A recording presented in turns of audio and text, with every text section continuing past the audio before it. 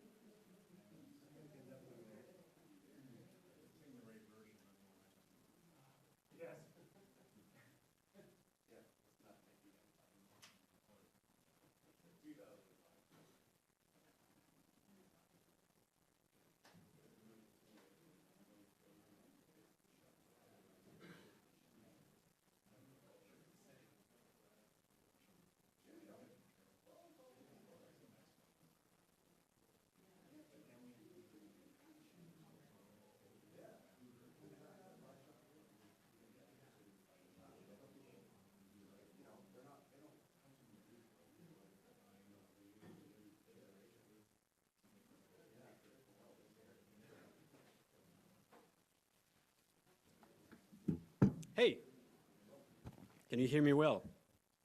1 2 1 2, check. 1 2. You're good? Excellent. Hey, how are you doing? Nice, long time no see.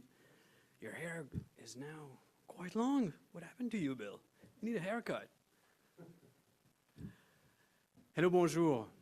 Mon nom est Félix Corriveau de la FCM et je vais être votre maître de cérémonie aujourd'hui. My name is Félix Corriveau from FCM and I will be your master of ceremony today. Welcome to this press conference by the Federation of Canadian Municipalities, FCM. Before we get started, I'd like to mention that we gather today in Ottawa. The City of Ottawa honors the people and the land of the Anishinaabe Algonquin Nation. The City of Ottawa honors all First Nations, Inuit and Métis people, and their valuable past and present contributions to this land. This event is organized on the occasion of the meeting of FCM's Big City Mayors Caucus, BCMC. FCM President Scott Pearce and Mayor of the Township of Gore, as well as the Halifax Mayor Mike Savage, will deliver remarks shortly. The question period will begin after the speeches, and you will be able to ask one question, and if you wish, one follow-up question as well. Before asking your question, kindly introduce yourself and identify whom the question is directed to. La période de questions débutera après les discours. Vous pourrez alors poser une question et, si vous le souhaitez, une question de relance. Avant de poser votre question, identifiez-vous et dites à qui s'adresse votre question. On that, Mayor Pearce, over to you. Thanks.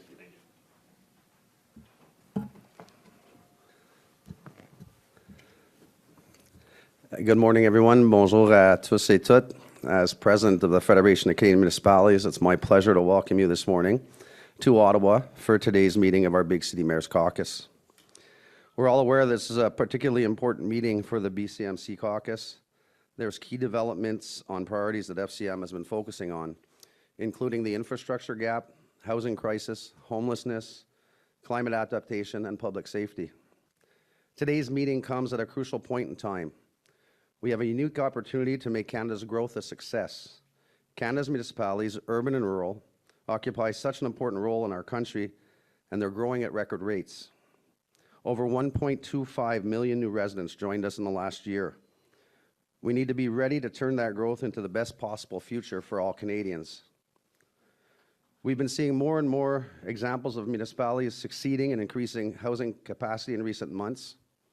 All across the country, we cut red tape, we simplify zoning rules, and we accelerate project approvals.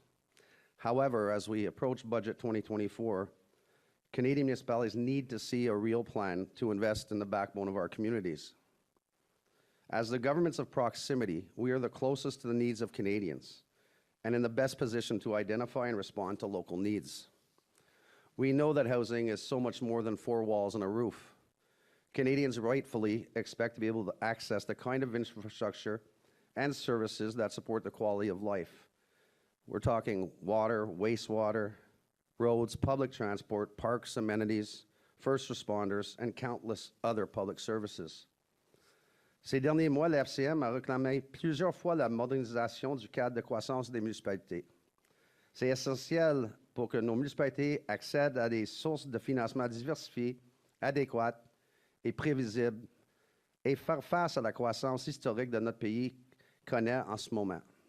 En plus de lancer ce dialogue essentiel, nous proposons aussi des pistes de solutions concrètes.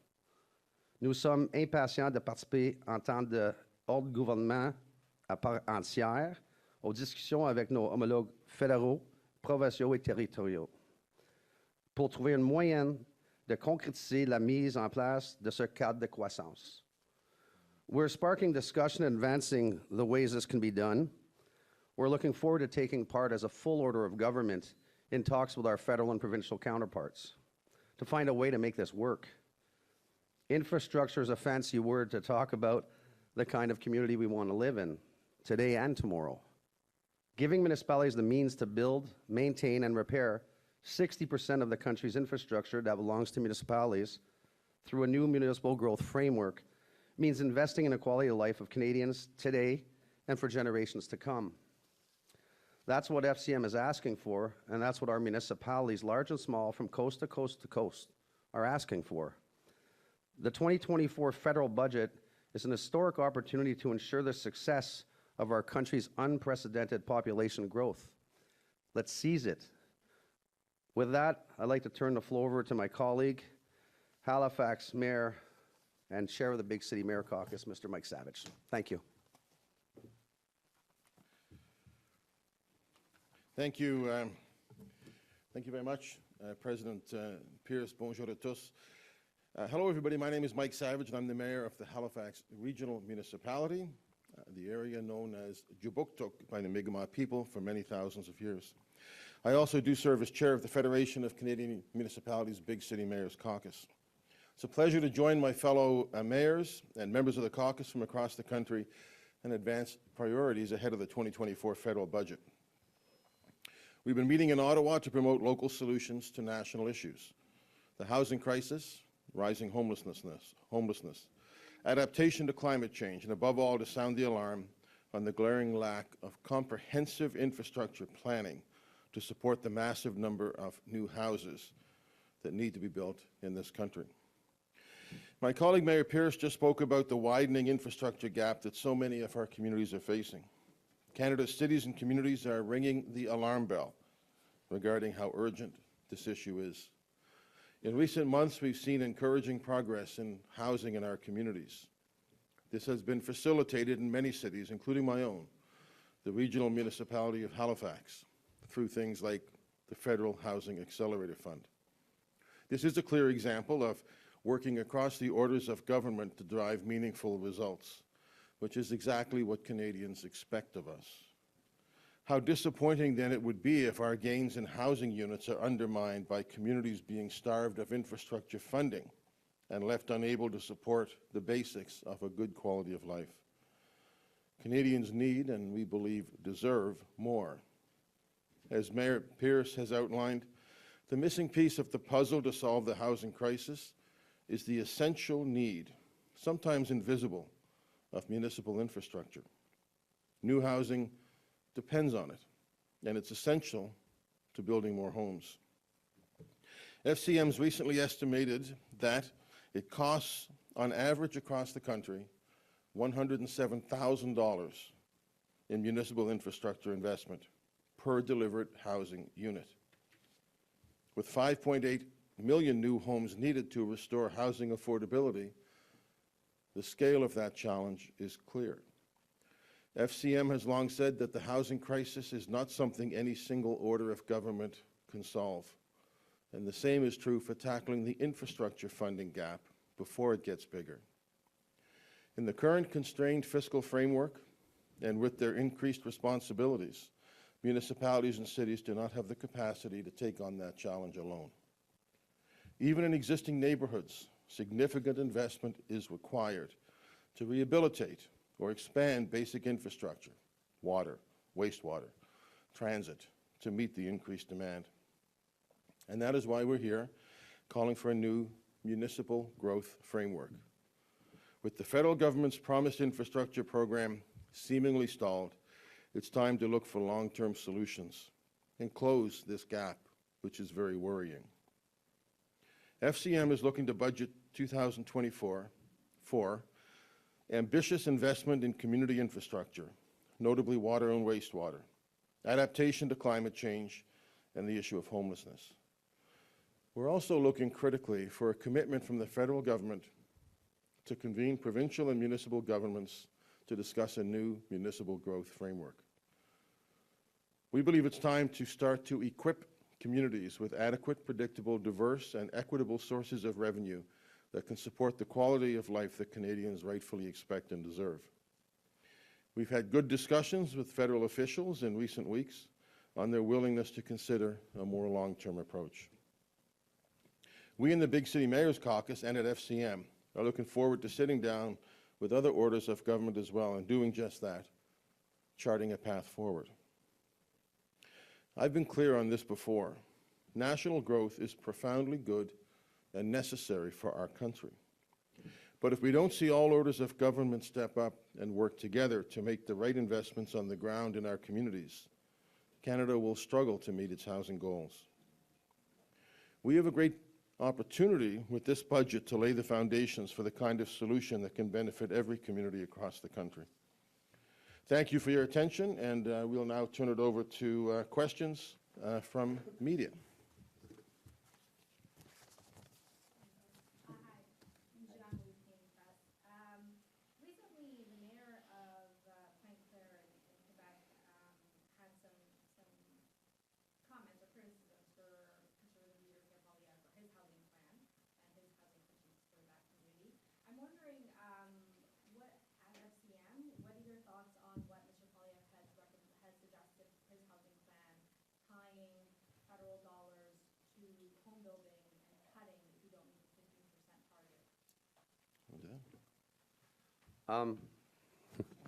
There's a lot I could say, but what I will say is Canadian mayors are not gatekeepers, we're community builders.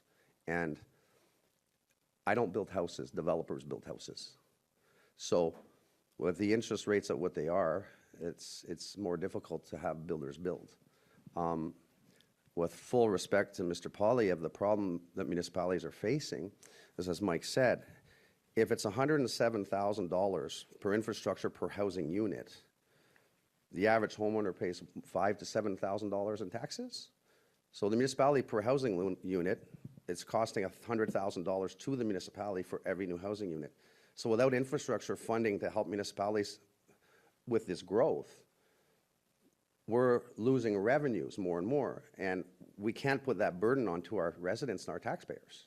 So whether it's Mr. Poilievre, Mr. Trudeau, whoever the government is, the infrastructure funding is the most important thing if we're going to be successful in building the 5.8 million houses we need in the next 20 years or so, I think it was CMHC said.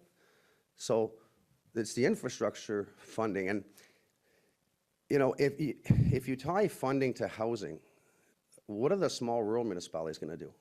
because they don't grow as fast as some of the large cities do. So I don't think it's a way to go, honestly. Mike, if you want to add to that? Well, just specifically that we'll work with every party. We want to sit down with every party. We want to discuss their platforms for the next election and what we can do to work together, whether it's the Liberal Party, the Conservative Party, the New Democrats, the Bloc, or the Green Party. And we think we can find some common ground. I will say this, that municipalities have been talking about things like transit-oriented development, affordable housing, the end of exclusionary zoning for a long time before other orders of government. And through programs like the Housing Accelerator Fund, municipalities have, like mine, have jumped at the opportunity. We'll accept conditions because we believe it's the right thing to do, to build housing. And, you know, for Halifax, if you want to put a target of housing, you can do that. As Scott said, we don't build the housing. So in Halifax, there's hundreds of thousands of potential developments, but there's nowhere near that number being built because of the interest rates, because of labor, and because of supply chain costs. But we'll work with all parties, as we always have, and make our point to all. So, just as a follow-up to that point about the 15% target, it's specifically for big cities. I'm wondering if you think big cities can meet that target across the board, if that's a reasonable way to go ahead, and whether what you think about the fact that smaller communities are not actually included in that plan, or there's no target for them. Well, I can tell you, I think most big cities don't have a problem with that. And in fact, through the Housing Accelerator Fund, we've committed to incremental building. That's probably more than 15%. We want housing for all people. And we're willing partners.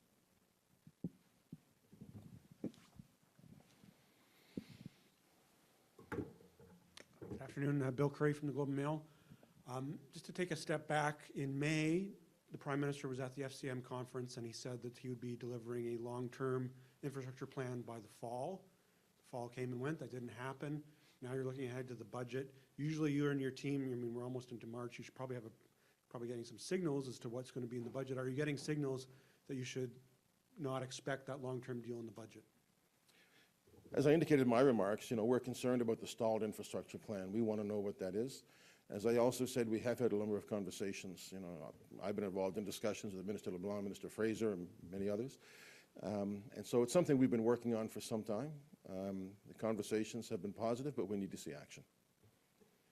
And since back to the Harper days, there were long-term 10-year infrastructure plans. It's been a thing. So what are the practical impacts right now for municipalities planning in this environment where it's not clear what the longer-term funds are? Well, I think that's what the municipal growth framework is all about. It really is. We have homeless issues, we have transit issues, we have climate change issues, we have building issues, we have all of those things. So they're all important to us.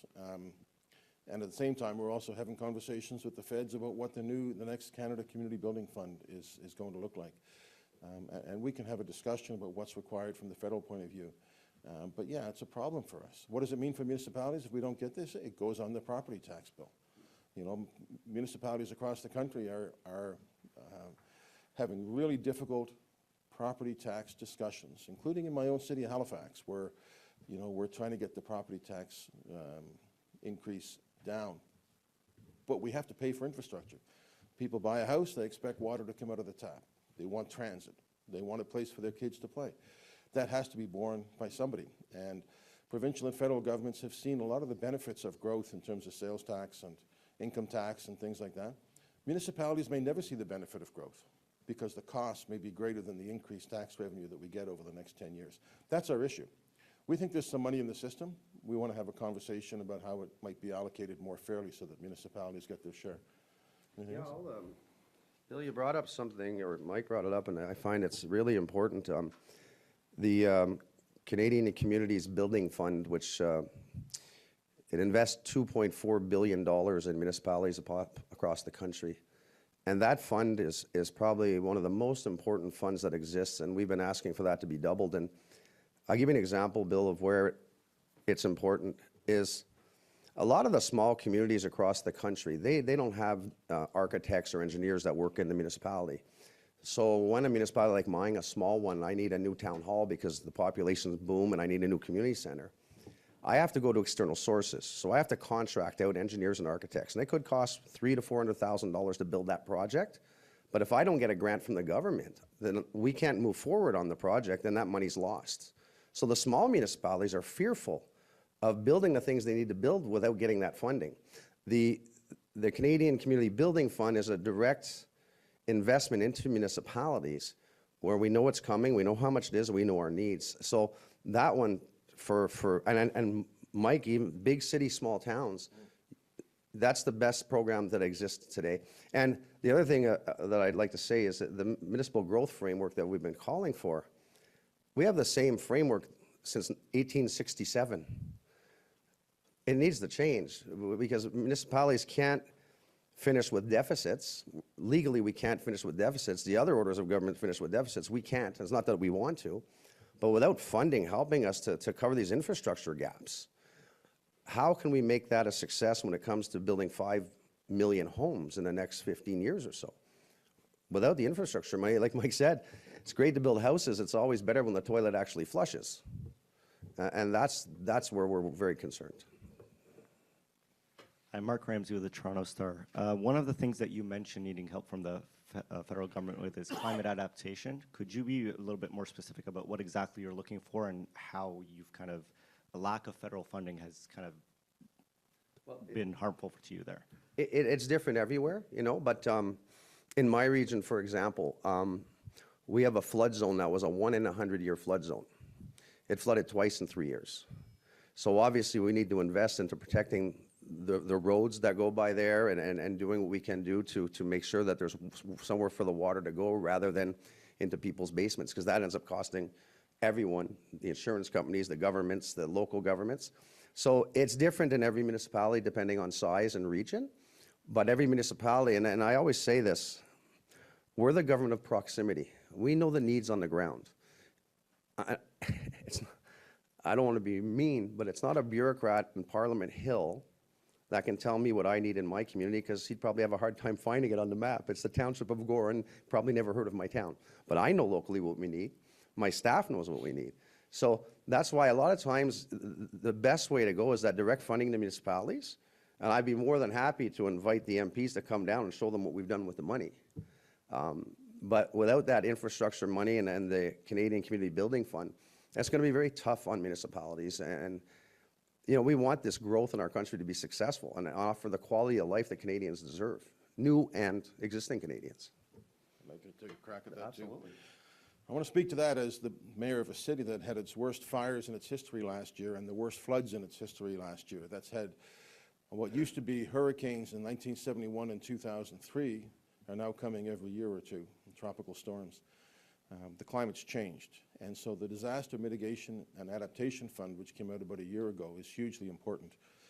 And we appreciate the work of the federal government. The Green Municipal Fund of FCM has been funded. The federal government has given money to FCM to administer that because they know that cities and FCM will manage that money effectively and make it work. They know that they have a mechanism through FCM where that money can be properly used. So but we need more. There's no question. You know, when you look at, we're not that far from the fire season and the flooding season and all those things again. And it doesn't work when you have a fire or a flood. It doesn't work to build back exactly what you had before because that's failed. So it is a costly thing, but it's a pay me now or pay me later situation. It's really critical from a climate change point of view that the federal government continue and I would say even increase the amount of funding it puts toward it. Just a follow-up, different question. Last week, the federal government announced $15 million, another $15 million to tackle auto theft. Could you tell me what you think about that, and is that enough funding as of now to tackle this issue, or what more are you looking for? Can I speak to that? No, you go. So one of the leaders in that discussion was Patrick Brown, Mayor of Brampton, who's here with us today, who's brought that up on a number of occasions. I think it's a very good start, what the federal government have done. To have a summit on an issue is a big deal. They brought together a lot of different people on that. Minister LeBlanc has taken this issue extremely seriously. We're very encouraged by his decision to lead the charge on that. So there's probably a lot more to be done, but it's a big issue, particularly in central Canada, but across the country. And I just want to commend our colleague Patrick Brown for his leadership on that issue.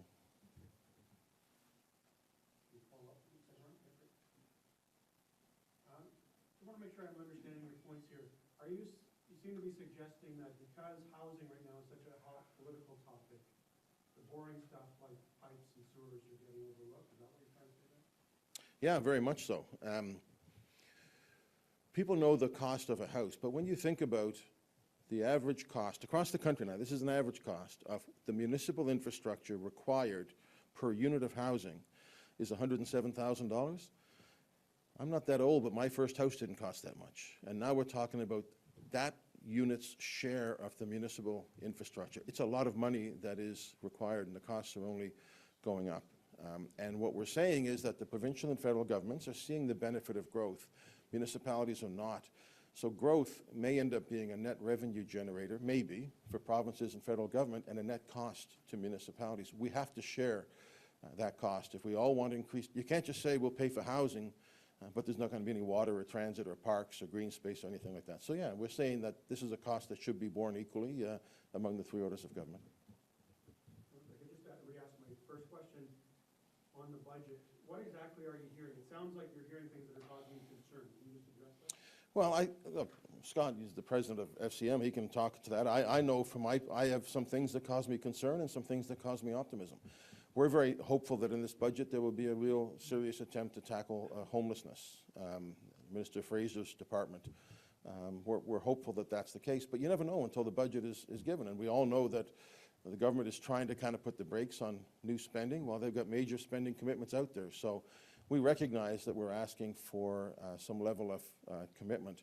The longer term goal is we should sit down and say, look, these are the needs of each of us, provincial, federal, municipal, and First Nations as well. We should sit down and talk about that. But in the short term, we're saying we need support for housing, if we're going to build housing. Homelessness is a key issue for, I think, every mayor. In my group, every mayor has an issue of homelessness. Most of us have encampments. And you know, this is not a country that we should have people living in tents. It just shouldn't be the case. I'll just add to that, Bill. I'll just add to that. I think we are concerned because, as you said, we were promising infrastructure funding. And to this day, we have not heard of a plan. So as the budget comes closer and closer, we're getting more and more concerned that there's no plan.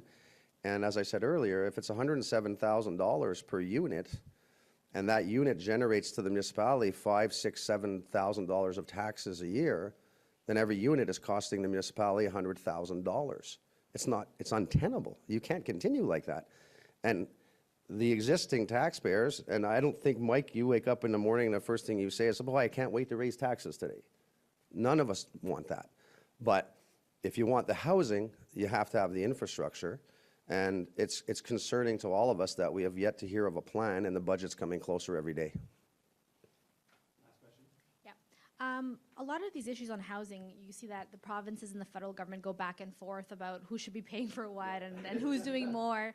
I guess I'm wondering from your perspective, what's your answer to that, is in the sense of, are provinces like stepping up enough? Like, how do you think this should be divided between the two levels of government? I think Mike said it perfectly. We have to build a Canadian team where the provinces, the territories, the feds, and the municipals work together.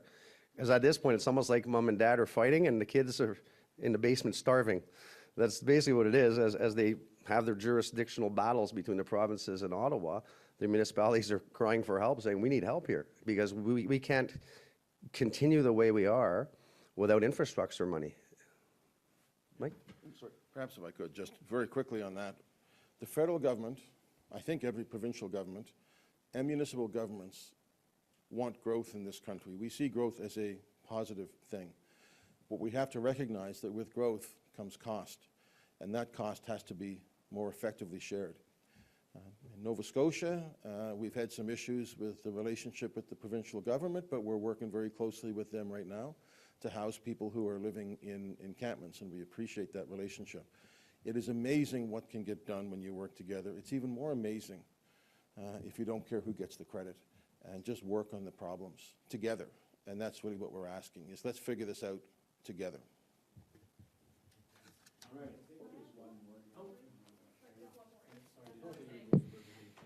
So like since the last election, the Quebec lose like 10% of municipal politician, and the Gano mayor just resigned last week. So what do you think about like people just more and more getting out of the municipal government? So like what's the challenging facing by them? Well, it's funny. Well, it's not funny. It's sad. I've been mayor in my municipality for 20 years, and I've never seen that many people resign. I think in 19 years, and in 1 year alone, almost 10% of municipal people resigned in Quebec. It shows the pressure that mayors and councillors are dealing with when it comes to the lack of funding for infrastructure, and the pressures are enormous. And as I said earlier, I mean, I said it jokingly, but I don't know a mayor who wakes up in the morning and says, oh, I can't wait to raise taxes on my citizens today. So that's why FCM is here. We're always here to work on behalf of all of our municipalities. And with funding, I think will come a bit of relief for some of the mayors and councillors that are feeling that pressure. It's not fun, you know? I mean, you get involved because you want to help your community. You get involved because you have a vision of making life better. And if you're not getting adequate funding, and like I say, the funding model municipalities have today was created in 1867.